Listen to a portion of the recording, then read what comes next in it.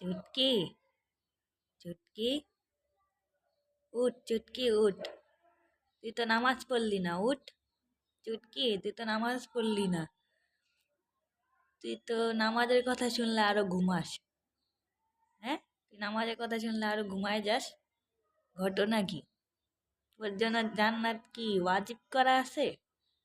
হ্যাঁ, তুই কিভাবে জান্নাতে যাবি? তোর জান্নাতে যাওয়া লাগবে না?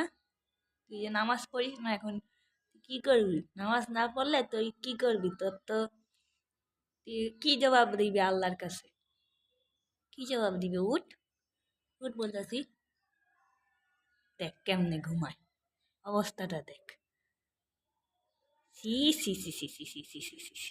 আরো নামাজের কথা শুনলো আর আরো গোল হয়ে ঘুমায় পড়লো।